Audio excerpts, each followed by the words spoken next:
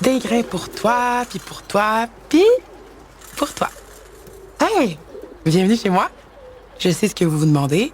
Pourquoi Jess, militante syndicale pour l'AFPC au service des droits des travailleurs et travailleuses, habite avec 40 pigeons dans son appartement? La réponse? C'est pour le courrier du journal de l'Escouade Santé-Sécurité. C'est comme des textos, mais en plus, c'est des amis fidèles. Ah! Un autre de mes pigeons qui arrive. C'est probablement une question d'un membre. Hey, donne-moi ta petite patte. Merci. Oh, hey, c'est crypté quand même, hein? Ah, mais je reconnais l'écriture de ma bonne amie Sulave. OK, voyons voir qu'est-ce qu'elle dit. Ah ouais. Je vous épargne les détails, mais Sulave vit du harcèlement dans son milieu de travail. Puis elle sait pas quoi faire. Sulave, je sais pas si tu connais Toufi Calder, mais faut que je te le présente. Il y a des bonnes nouvelles pour toi. OK, écoute ça. Ça va bien aller.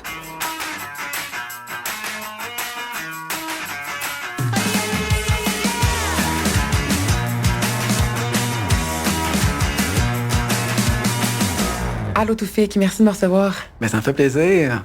Dis-moi pas que t'as eu un autre pigeon. Ouais, non, c'est ça. En fait, c'est mon amie Sulave qui vit une situation de harcèlement au travail. Oui. Puis elle sait pas exactement quoi faire avec ça. Est-ce que tu penses que tu pourrais l'aider? Absolument. T'as cogné à la bonne porte.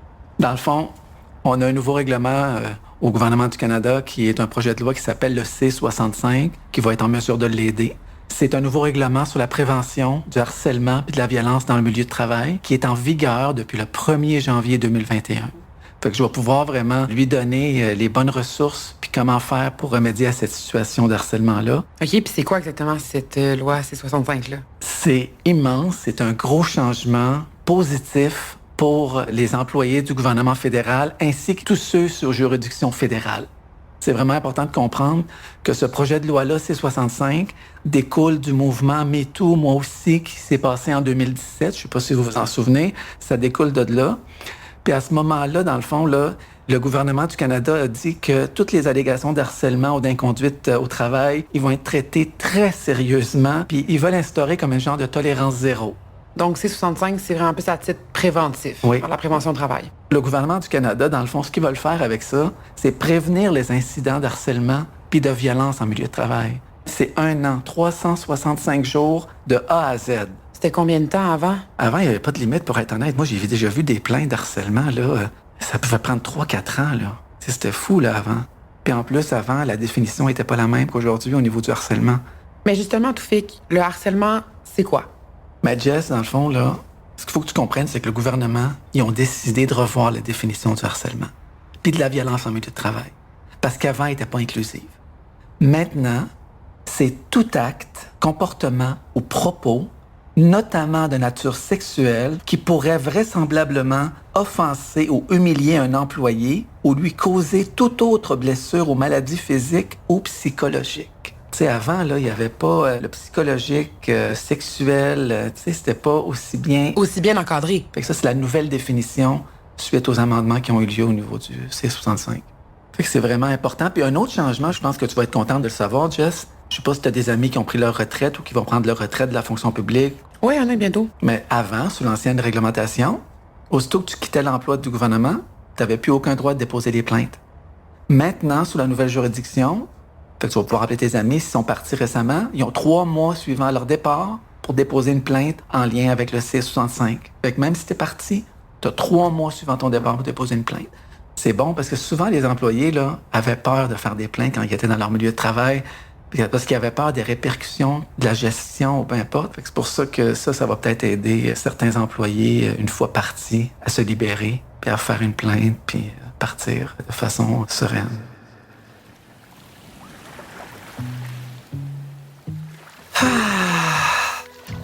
C'est vrai qu'on mérite tous de prendre une retraite dans la dignité.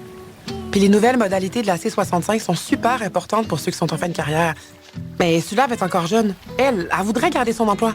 C'est pour ça que c'est important que ton amie, au fur et à mesure de son processus, qu'elle soit toujours en contact avec son syndicat. Elle peut déposer une plainte au niveau du C-65 pour corriger une situation d'harcèlement ou de violence en milieu de travail.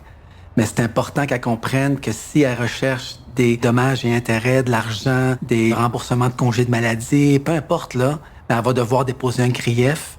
Puis ça, elle a 25 jours suivant la date de l'incident. C'est vraiment important parce que sinon, il n'y a rien à faire, là. Elle peut également déposer une plainte à la Commission canadienne des droits de la personne. Puis le pire qui va arriver, la Commission des droits de la personne, ils vont la mettre en suspens jusqu'à temps que le processus de grief termine. Puis même le grief, une fois déposé, on peut le mettre en suspens jusqu'à temps que la plainte de C65 termine pour voir s'il y a quelque chose qui se fait. Mais l'important, c'est de le déposer puis de protéger la date. Une fois que la date est protégée, il n'y a pas de problème, là. Donc, si elle veut être dédommagée monétairement, c'est aux commissions des droits de la personne qu'elle doit aller. Elle peut le faire au niveau de la Commission des droits de la personne, puis elle peut l'inclure également dans son grief sous les mesures correctives. La même chose. Ils vont se faire aux deux places.